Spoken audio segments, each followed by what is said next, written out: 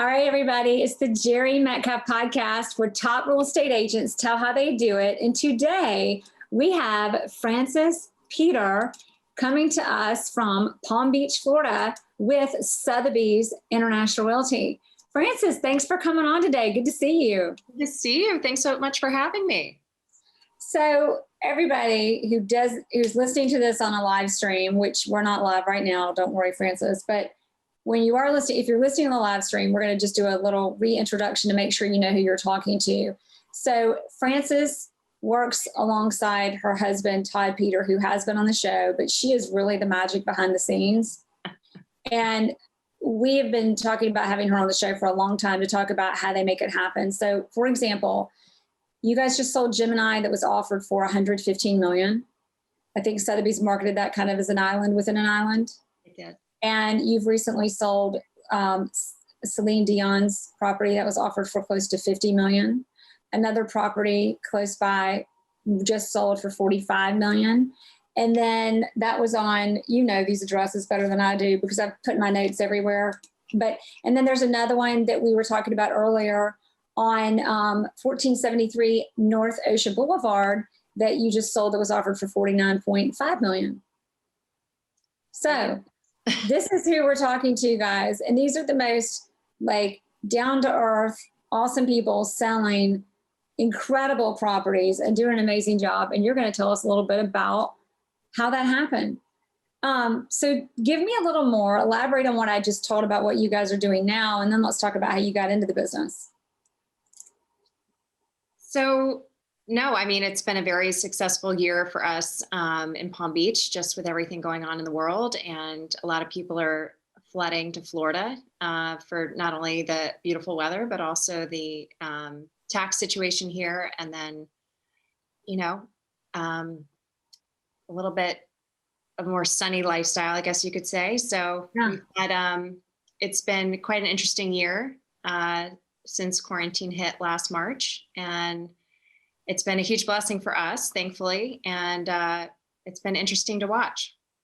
Well, I think when the quarantine hit, just for a fun story, you were, one of your big ones was you were in the middle of staging Gemini, about 15,000 square feet of it. Was that right? And then the quarantine hit and you had to be thinking like all of this and now like a pandemic, like a world pandemic. Are you kidding me? Like what was going through your mind? We were obviously concerned. We had built up a lot of listings and we're really excited for season. And so when that happened, we were kind of cringing, but so was the rest of the world. So we weren't in any different of a spot there. But thankfully, the rental market, a lot of people are down here visiting family for spring break and realized they were not going to be going back home. So people started to panic, didn't want to be staying maybe with their family or in-laws or whatever for the next foreseeable future. So they all started to pile on trying to get rentals to be down here. And then obviously people trying to get out of New York as fast as they could, or, you know, as that was kind of the epicenter of what was going on at the time. So we started doing rentals like crazy, which to us was a blessing because we're like, okay, well, we've got some things going on. So this is good. And then I would say around right after Easter, people were ready to start buying.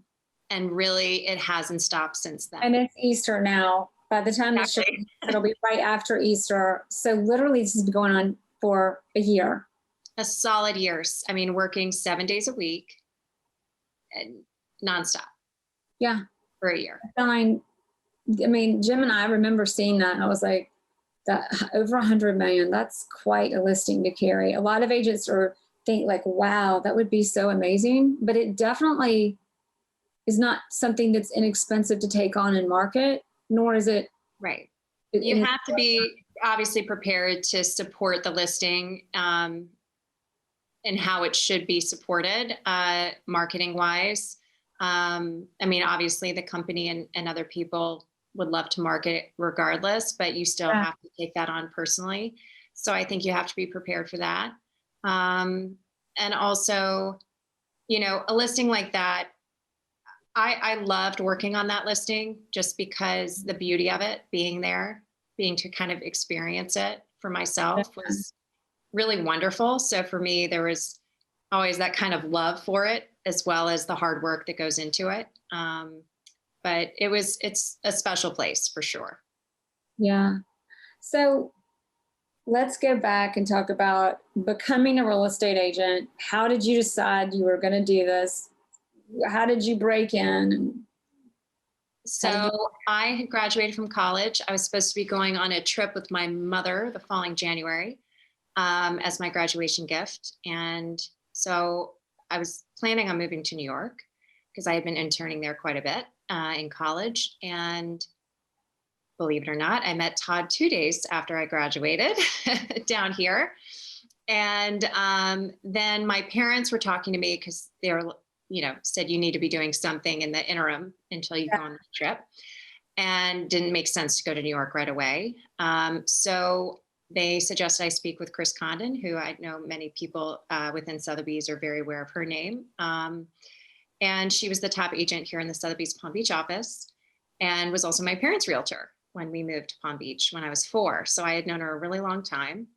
And we went and had lunch, and she asked me if I would, come help her, which was a great opportunity. And I did. And really the rest is history from then on out. I worked with her for 13 years. Amazing mentor to me and to Todd.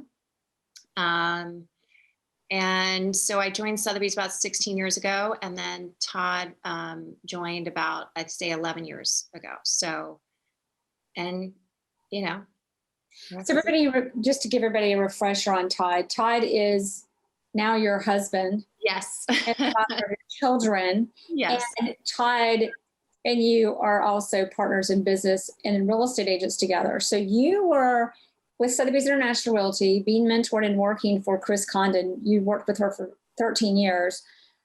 Where did Todd come into the picture? And let's talk about when you went from assistant to be really becoming a real estate agent. And that, I know Todd's been a big part of that, but how did that all evolve?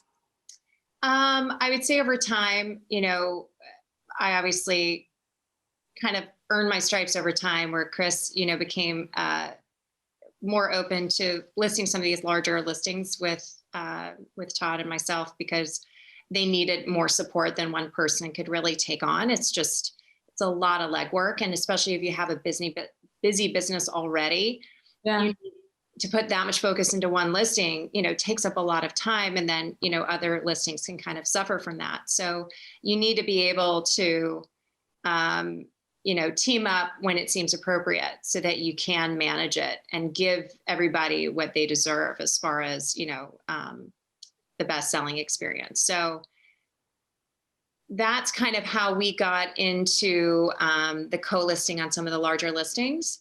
Yeah. And that was years of training and working under her and understanding the appropriate, way to handle those listings, what all that it goes into it, because there's so many privacy aspects to a lot of the more well-known sellers, clientele that are famous or well-known for one reason or another. And so that privacy, and it's also huge for the people looking at those properties to know that their privacy is being respected as well. So overall, it just takes a lot of thought and effort and guidelines to navigate those listings. And that even goes in with the marketing. I mean, a lot of our marketing is more edited, and, what we can and can't say is you have to sell it for, $100 million or $50 million or whatever, but you can't really talk about it. But you have to talk about it, but don't talk about it.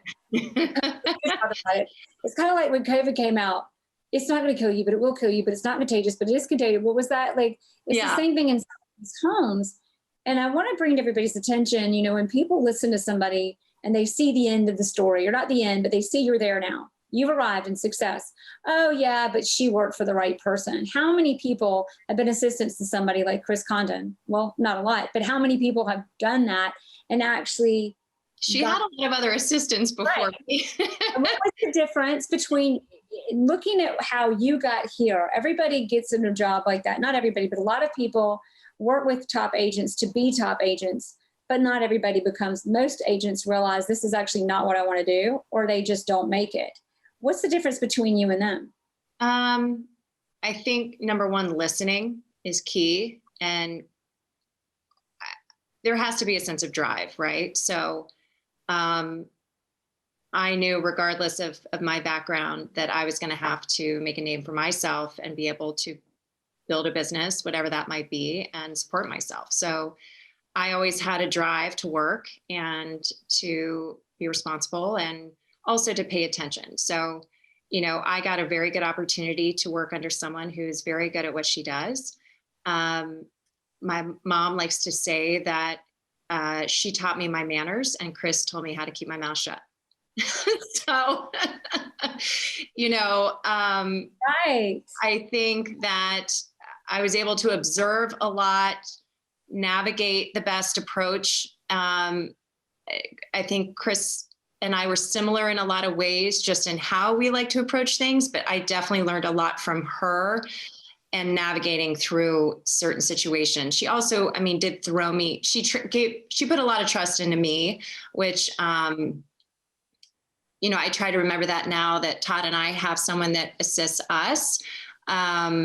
It's been such a benefit, I think, to our assistant that I had that same experience, because I know what she's going through, and I know, the learning curve, and I know I'm also more aware of making sure she's communicating fully with us too, so that it's a smooth, partnership, which I think is important. But that's really kind of how I got into it. And I would say that listening and having the drive, and also, you got to work hard for it. People build their own business. They're not just going to hand it over to anyone. You work really, really hard to get where you are, as did Chris. And so there was definitely never going to be any handout opportunities. There would definitely be some co-list opportunities, which we would have to work so hard to be deserving of, and also do our part financially and workload, so that's a lot of what goes into those larger listings and kind of how we got to where we are. But I was in my 20s. There was lots of weekends I'm showing properties.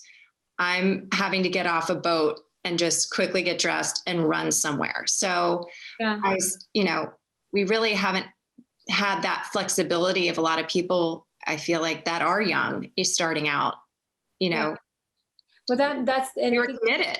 It's the difference. It's like, not to be cliche and quote Gary Vee, but Gary Vee's not exactly luxury, but you remind me of a quote he says, people say, "Oh, Gary, you're so lucky." He says, when you were out at the beach on weekends, I was working.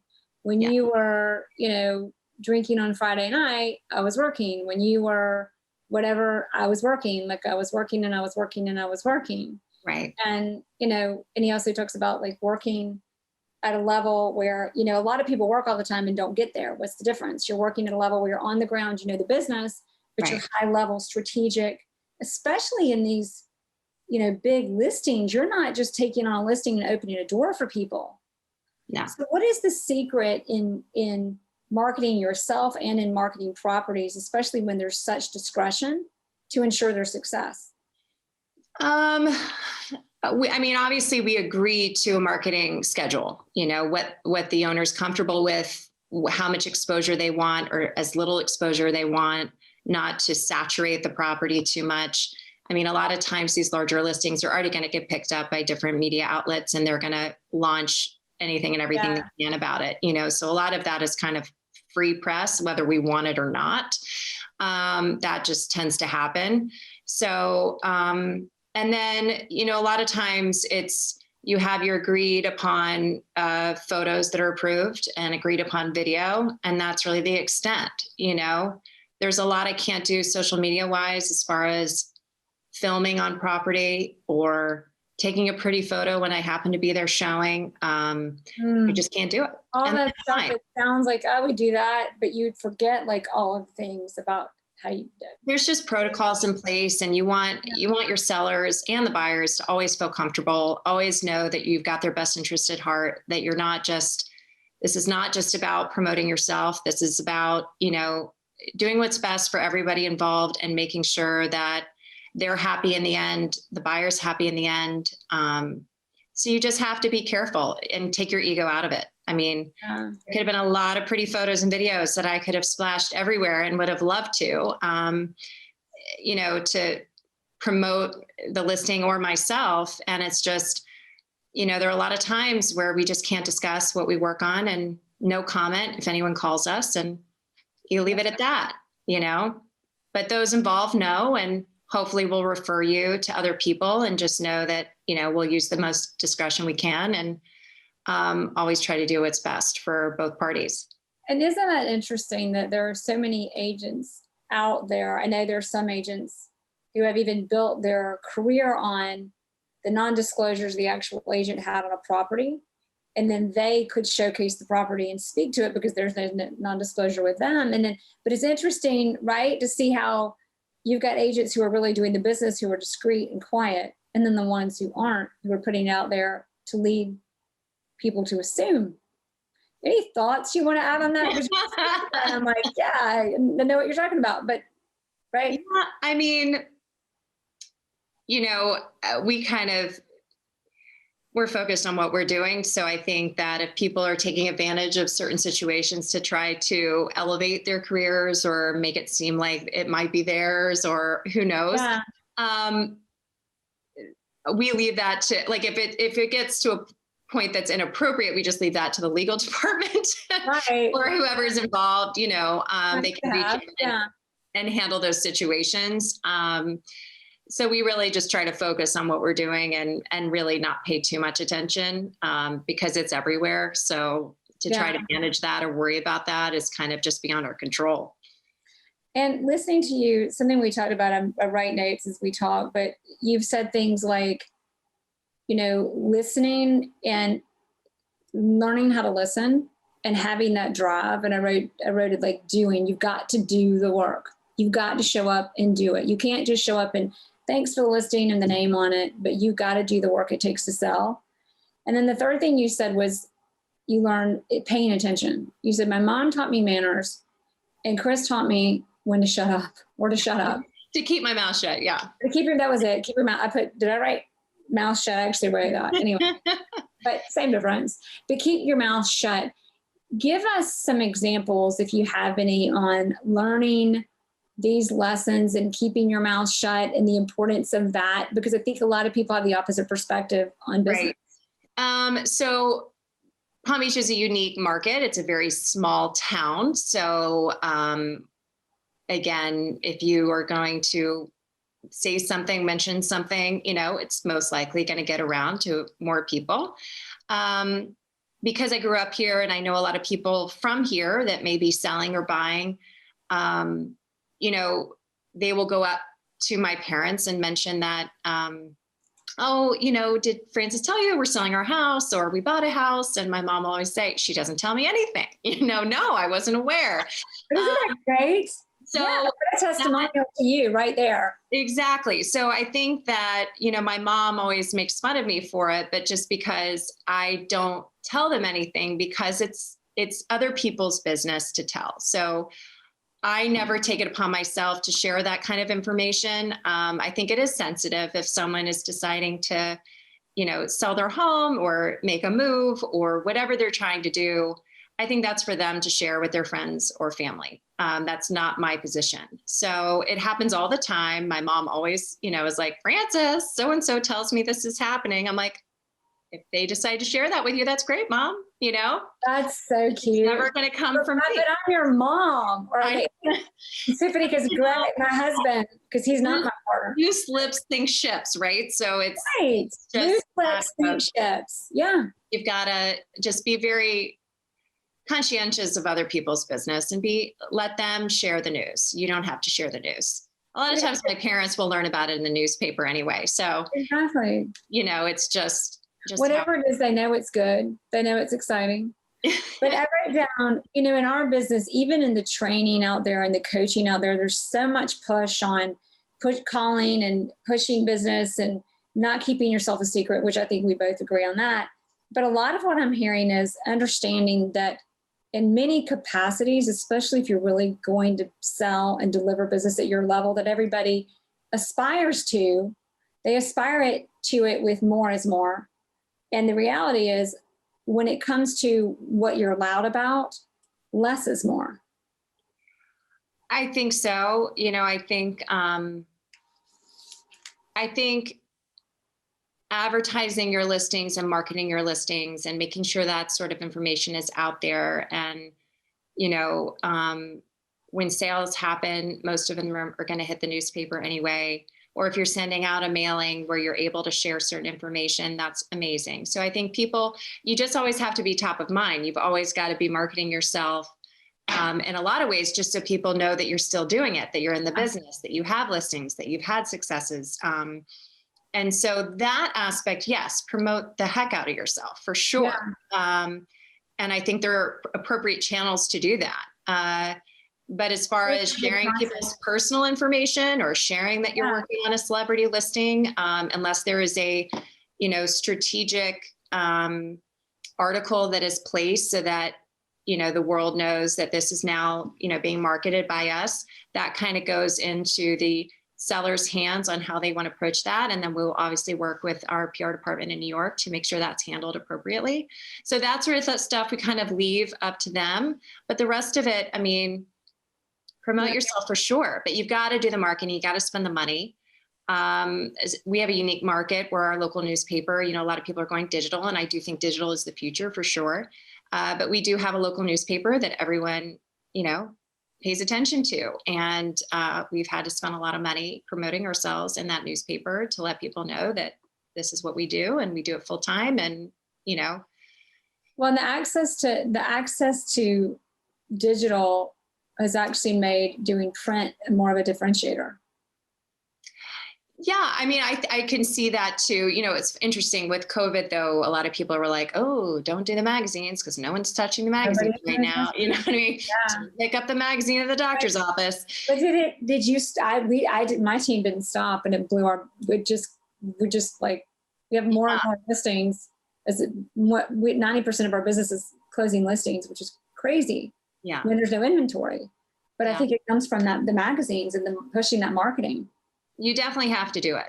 So I think you can be strategic in where you choose to do it. I think you just need to make sure that you're getting as many eyes on it as possible. So I think there's a way to be smart about your dollar spend. And that's something we really take a look at when we're doing the larger listings, because you could just spend the money like crazy, marketing it all over the place. So I think you do have to be very careful in your approach and make sure that you're spending it wisely, because you can spend a fortune. And I don't think that's always the smartest route to take. So exactly, you gotta No, go ahead, finish what you're sorry. What have you found, what have been some of your biggest challenges in being a real estate agent over the last, because you've been in this for how many, 16 years 16 years. 16? Right. You started as an assistant and it kind of evolved into being a real estate agent. Yeah. I always had my license. I was always a licensed assistant. So I always had my real estate license, and I did have some, smaller listings that would come my way and that sort of thing. But for the most part, I gave most of my commitment to Chris at the time, my mentor. So I would say the biggest challenges have been, and I think we're still needing to work on this, is boundaries for ourselves, not to burn out. Not everybody. So I think, this year especially, obviously we know we're in a very unique market right now.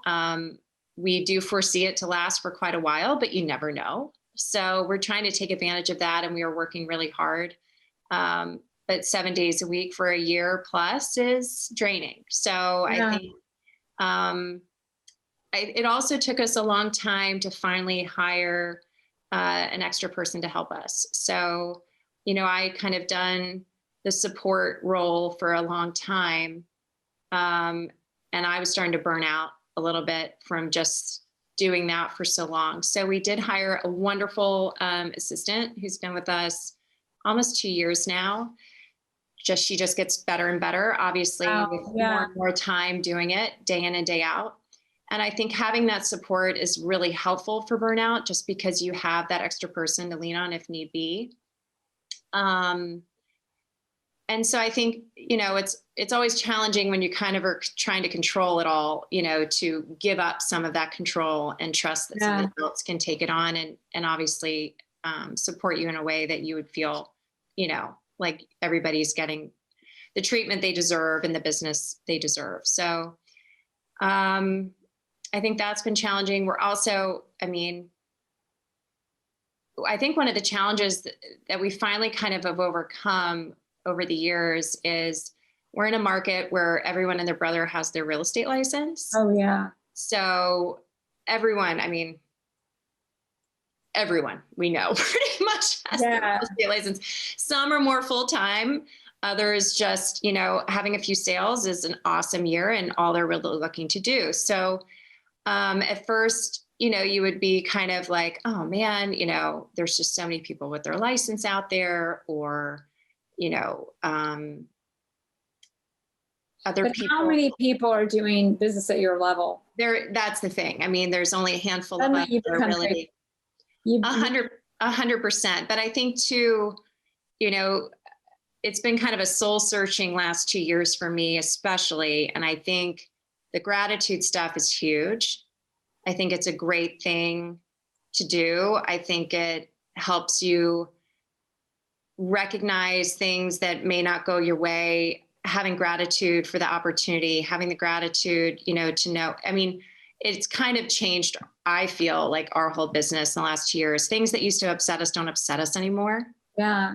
We can be excited for other agents and their successes. And I think having good relationships with other agents in your field is super important because you're going to be working together for a really long time. Amazing what it does for your business, frankly. I figured that out way too much. And so, you and I had spoken about that before, that, we've had opportunities where we get a listing after it's been on the market for a year and we sell it in 2 days. And I think the biggest thing is to be approachable by agents, at any level, and people trust that you're going, to do right by them and right by, the seller. And so we've had a lot of successes just by being approachable. We're also, we sold, anything from a $400,000 condo to $100 million listing this year. So we're kind of $115 million listing, just saying. Yeah. So every million counts. But let's talk about that being approachable, because many of us realize, but not everybody, the bigger the price point, you very often get more buyers who just aren't real. And that's something you've got to navigate, because there are buyers who they seem like they're real, but they're not. And buyers who you might assume aren't real, but they are. And you've got to manage that with grace, manage that so that you don't lose buyers, manage that in being approachable, and making sure your client is also protected. I think a lot of agents make the mistake of not being approachable to protect their clients, and it actually can hurt the deal altogether. For example, a listing you guys sold in 2 days, and a lot of it probably had to do with being approachable. But give us being approachable. What does that mean when you're in a $50 to $100 million listing? Listen, we take every call, right? So we're not ignoring phone calls. We do get back to people and answer our phones. And I would say, since we are in a smaller community, we know a lot of the big players, but at the same time, we are very well aware that buyers can come from anywhere. We've seen it happen. So you can't base it solely off of the relationships you already have with agents and knowing that they're also doing their due diligence and giving you the background information that you need.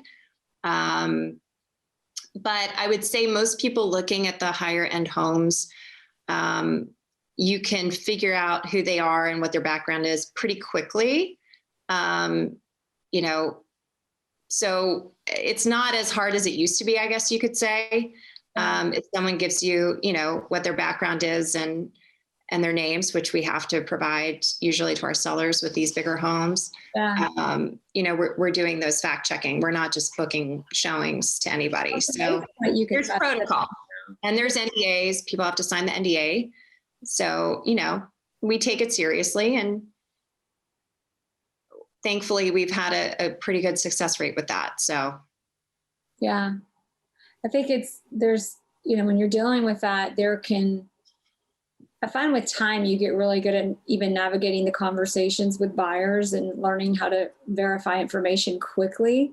Yeah. So that you make sure you get the right buyers in the door. The internet is also very helpful. Yeah. If you recognize someone's voice, you look them up, maybe find a video. The voice matches the voice you were speaking to. Right. It's helpful. Yeah. You might have to do things like that just to make sure, that you're, because you're not doing FaceTime a lot of times. You're just doing a phone conversation. So, yeah. Exactly.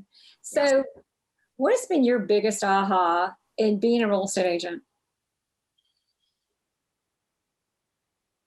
In what regard? I mean, like you get into this business and your friends are all going to hire you and you're just going to put a sign in the yard and you're going to collect checks, eat bonbons while you wait. Well, I guess the funniest thing people say to us is, oh, well, you get to really set your own schedule as a real estate agent. I was like, no, right. Actually, we're on everyone else's hours you work, maybe a day. No, right. I mean, we are on everyone else's schedule.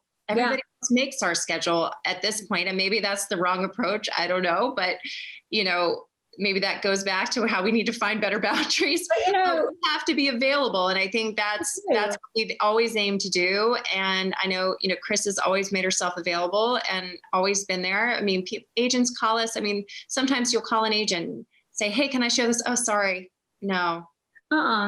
"I'm doing this," or "I've got enough." I mean, we always try to find a way to show and to accommodate and to get as much exposure to our clients as possible. So I think the aha was like, oh no, you can't, it's not my schedule. This is, this is a grind. And if you're showing all day, well, then guess what? We're usually in the office that evening, catching on emails, getting comps done. We have the assistant now that helps a lot of those things, but there's a lot of stuff we have to oversee too. Yeah. So, but I love what you said about, I want to be available. Like, I can't tell you how many agents, it's the agents. This is where no boundaries to be successful, perhaps, or it's properly leveraging people as well. But it's the agents who are available are the agents that are the top agents every time, whether it's people I interview or people in my market. The agents whose listings are difficult to show are the agents who are not the top agents. And you don't usually call them because you're going to get a no sometimes. Yeah. So it's like, oh my gosh, who can we call? Who can we get in? Oh, well, so-and-so always makes themselves available. They're always helpful. They've always got other off-market properties. They know what they're doing. They've got great insight. I want to talk to them anyway. And then a deal comes together. Yeah. 100%. My own little aha. Maybe that's why I still don't have boundaries. Right? I will say though, regardless of how long you've been in the business, there is always something new that you're learning in all the different deals you're working on. So there's been so many times where it's just like, never dealt with that before. Okay. And I think that will continue to happen throughout our career. It's just, you're never going to have it all figured out. It's just how your approach to each and every situation, and how can you handle each of these situations or challenges that may arise with grace. And, as I said to you before, that having a good legal team behind you, just as that support, sometimes is also amazing. So, Support, time, liability. Yeah. So much. We have an amazing manager as well, that I think it makes every difference in the world. So one more question, and then we're going to get our final three. What do you find has been your biggest lesson in what it means or what it takes to become or be a successful top, especially luxury real estate agent? I mean, you make a lot of sacrifice, honestly. You know? So as a mom of two, I have a 3 and 6-year-old. It's make sure giving them what they need, because I think there has to be balance for everybody's happiness and to be successful. And so, Todd and I are lucky because we are a team, so we can divide and conquer in a lot of ways. And we haven't talked about that much. And I'm going to throw this one on you before we do our final three.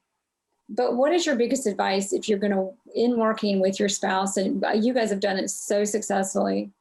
You're an amazing team and have just done things most real estate agents dream of. What is your secret as a couple and working together? I would say we are lucky. We did the personality testing and we are opposites. So luckily we are not challenging each other for the same role. You know what I mean? So when I say divide and conquer, we can absolutely do that because what he enjoys is not what I enjoy and vice versa, or what we're good at. So, he's really good at the negotiating and crunching numbers. I'm really, my strong suit is showing and marketing and, you know, getting listings off the ground, that sort of thing. And so we complement each other really well, which we're very lucky because that doesn't always happen, right? I mean, I meet so many couples that are like, how do you work together? I would just like, I'm not sure I could stand working with my spouse. And, you know, thankfully Todd and I enjoy being around one another, but at the same time, you know, I know when to give him space and he knows, you know, what I'm good at. So we just kind of respect and divvy that up. But also I think what helped was me having so many years experience.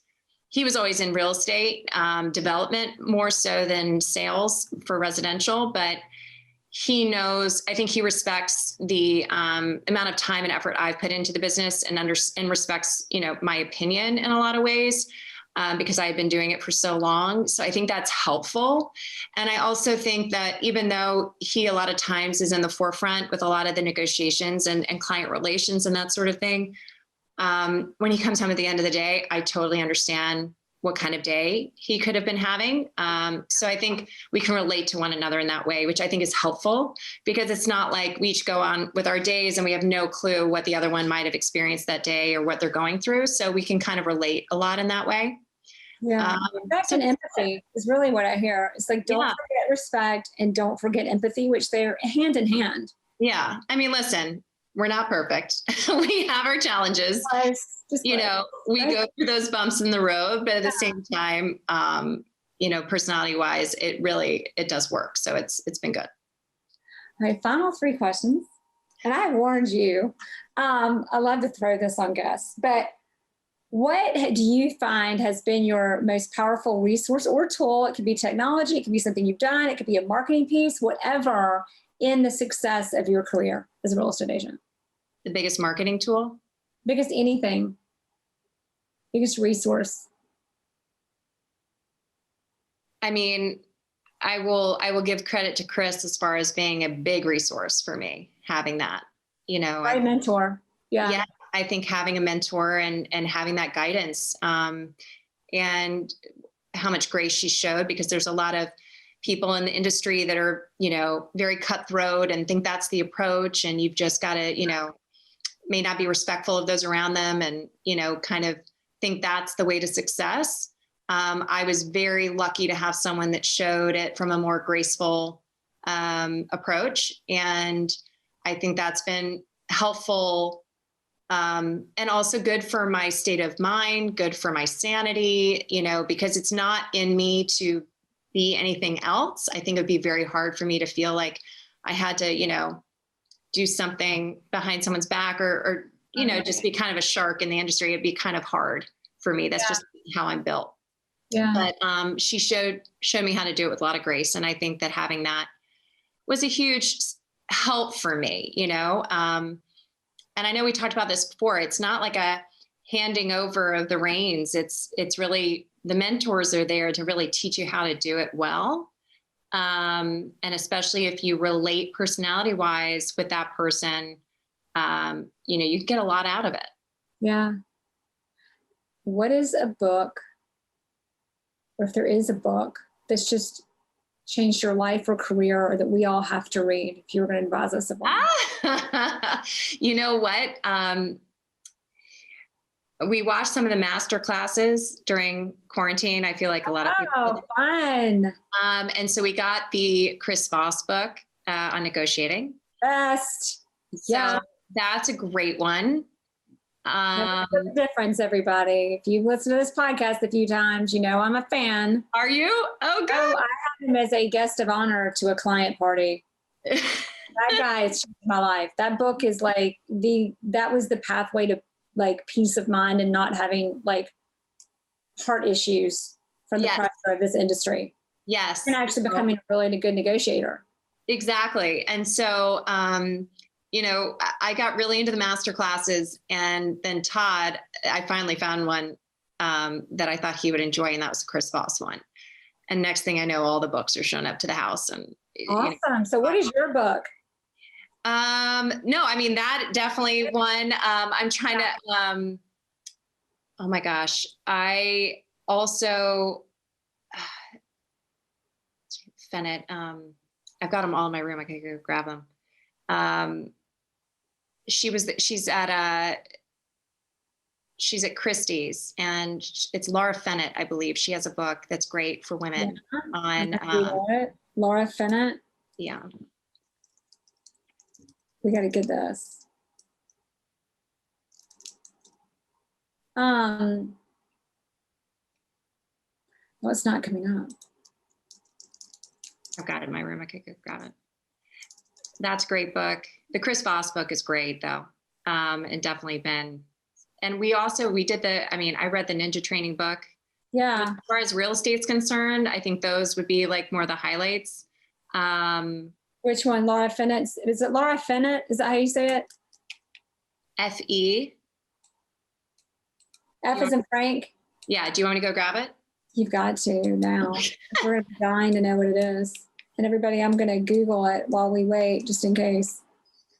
Lydia Fennett. Lydia Fennett. Okay. The most powerful woman in the room is you. Okay. Somebody literally, actually Michelle Harris in San Francisco, an agent in San Francisco, literally messaged me that book yesterday. No way. Yeah. So she came and spoke, and I got to meet her, and she's amazing, and also happens to be a good friend of a friend of mine. Show us the picture for all of us watching. Show us one more time. Lydia Fennett, the most powerful woman in the room is you. Well, we knew that. I love it. That's a great one. The other thing I think has been the most helpful to me, I think when you feel challenged and you're not getting the success that you're looking for, whether it be in life or work, whatever it is. And this kind of goes to the ninja selling. They kind of highlight gratitude a lot in the ninja selling book. Yeah. But I started doing the 5-minute journal. Sorry, it's got ink all over it, but love it. The 5-minute journal. The 5-minute journal is all about gratitude and asks you essentially what you're thankful for each and every morning. You spend about 2 or 3 minutes in the morning, 2 or 3 minutes in the evening. And if you really commit to it, which Ninja kind of talks about a little bit, it can be very transformative. And what was so interesting is so much that I wrote down for, I'm talking 6 months, like committing, doing it. 6 months. A lot of that has come to fruition, which is really amazing. And give us an example if you can. What? An example of, you said a lot of what you wrote down came to fruition. I'm going to share what's not too personal, but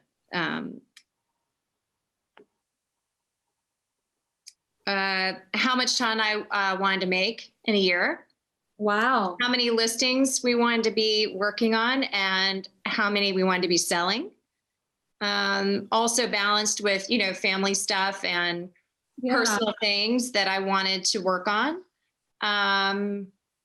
Being grateful, it's funny because you start and you're always kind of thankful for your family and your health and your home and your friends and your support system.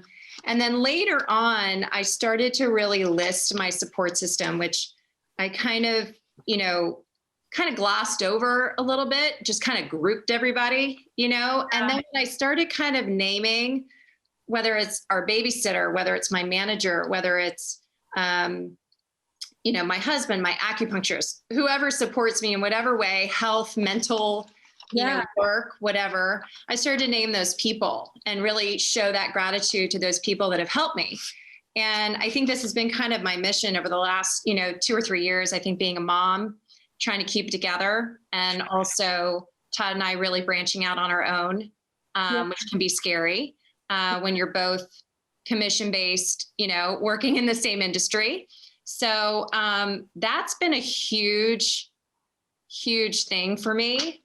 Has been working on that. I also did the Deepak Chopra 21-day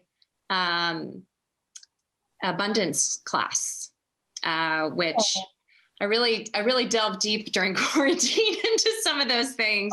Right? Like it gave us a chance. Yeah. So now, usually I'm always like, just one. Sorry. So of all of those awesome recommendations, but you went down such a good path with that. Like, which one is the one? The one book, if you just got to pick one of those, which everybody, I'm going to say them one more time. Never. Well, I mean, this is more of a journal, so I guess you can't. I don't know That's if you one then. but I think this has been the most effective in my life. Yeah, that's the 5-minute journal. So never split the difference. You are the most powerful woman in the room. I read this journal. I read this on a trip. The start to my transformation. I picked this up in the airport, and I got severely made fun of with my friend I was traveling with. But it's called "You're a Badass." Oh, I love that one. You are a badass. How to stop doubting your greatness and start living an awesome life. That book is so much fun. Or The Subtle Art. So actually Shin Schultz. Yes, I know that one too. And Dennis Carvajal was like reinforced. The Subtle Art of Not Giving a Fuck. Yes. So that's one I haven't read yet. My mom and my sister have both read it. So that I still need to read. Oh, you got to read it because it really makes you go, oh yeah. I better be careful what I choose to give a fuck about, because like the energy I put out there is important. Let's put it in the right places. It's true. And I think, I'm 38 and I'm, again, just finished having kids, and you're trying to do a lot and try to keep it together and be the best self that you can be, especially for your kids. And also to be able to absorb stuff at work, whether it be other clients or other stresses, and how to deal with it. And also to be thankful in a lot of ways, because I think we can go down that rabbit hole. I love how every time you come back to gratitude, and the quote about gratitude is the mother of all virtues, or the parent, or I don't know. That's been a big one for me in the last few years, because I was not in that same place a few years ago. So I think it's important and it's helpful in all businesses. Obviously it's helpful in everyone's life in different ways, but it's been definitely helpful for me. So. All right. Last question. If there's one thing you want to be sure we take away or remember from this interview, if we're just going to not remember anything else, what is it? Oh man.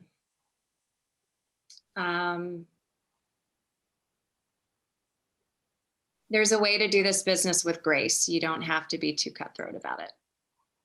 I think that's a nice thing to think about with this business, because I think a lot of people look at real estate agents as, hungry and greedy. And I think that if you're able to accomplish it, where people notice that you do it, you try to do it well and with their best interest at heart and with grace, I think that's a really great takeaway. It's nice. I would say that COVID's been really tough in a lot of ways, but COVID's also been the one thing, because for a while I always felt like, is my career really helping people? Is my career really, or do people just think we're greedy and real estate agents make too much, or whatever they think, right? Yeah. And I think with COVID, the home became such an important place to people.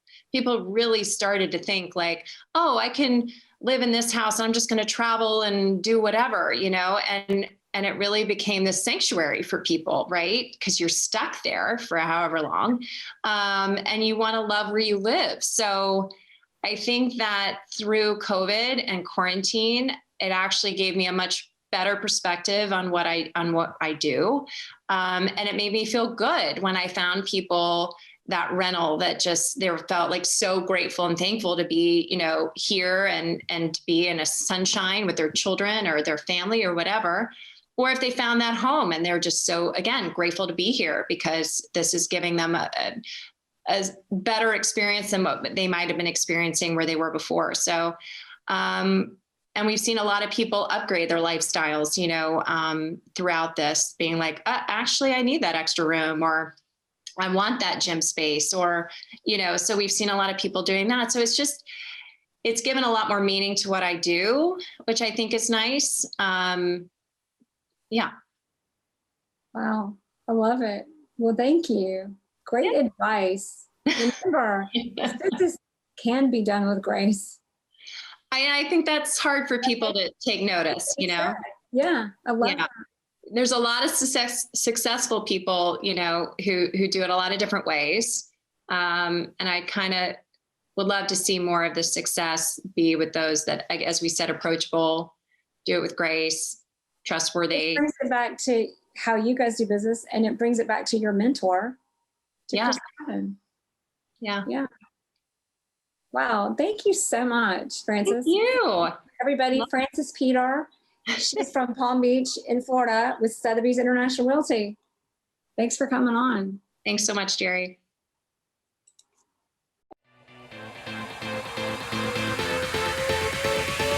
Thanks for listening to the Jere Metcalf podcast, where top real estate agents tell how they do it. If you like this episode, please share it with friends. To find more episodes, search Jere Metcalf Podcast on any platform for podcasts, or go to JereMetcalfPodcast.com. That's JereMetcalf podcast.com.